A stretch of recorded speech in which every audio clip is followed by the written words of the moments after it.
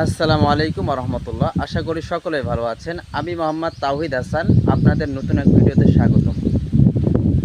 আমি আপনাদেরকে আজকে এমন একটি ঘর দেখাবো, যে ঘরটি দেখতে অনেক সুন্দর এবং খুবই আরামদায়ক। সেই ঘরটি আমাদের গ্রাম থেকে প্রায় 1 কিলোমিটার দূরে অবস্থিত। সেই ঘরের আশেপাশে যে দৃশ্যগুলো আছে, আপনারা দেখলে বুঝতে পারবেন যে ঘরটি আশেপাশের দৃশ্যগুলো কত ভয়ঙ্কর। এই যে দেখুন আমার পিছনে, এরপর দেখুন এই সাইডে দেখুন। মোট কথা ঘরের চতুর্দিক মানে বাঁশবাড়ি এবং জঙ্গল দিয়ে ভরপুর। আর সেই জঙ্গলের মাঝখানে আপনাদেরকে দেখাই, এই যে এত সুন্দর একটি ঘর, এই যে দেখা যাচ্ছে। তো ভাই, গরমকালে এই ঘরটি এত পরিমাণ আরামদায়ক, এতটা আরামদায়ক যে আপনি না আসলে বুঝতে পারবেন না ভাই। এই যে দেখুন ঘরের ভিতরটা দেখুন জাস্ট। এখানে কমপক্ষে 10 জন মানুষ একসাথে ঘুমা যাবে, একসাথে একসাথে একসাথে ভাই। এই যে দেখুন, অসাধারণ ভাই, অসাধারণ ভাই।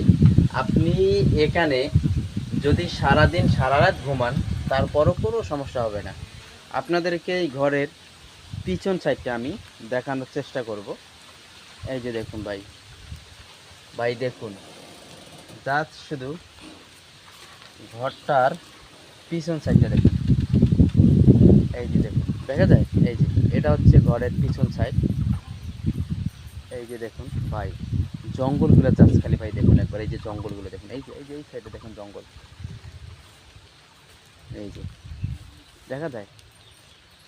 এই যে দেখুন, আপনাদেরকে দেখাবো যে এই ঘরের পাশেই কিন্তু একটা ফুটবল খেলার মাঠ।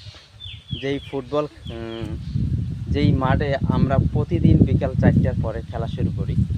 আপনাদেরকে সেই মাঠটা দেখাই, তাহলে আপনারা বুঝতে পারবেন যে আমরা কত সুন্দর একটি মাঠের মধ্যে খেলাধুলা করি। এই যে দেখুন আমার পিছনে কত বড় একটি মাঠ দেখছেন। এই মাঠে কিন্তু আমরা খেলাধুলা করি।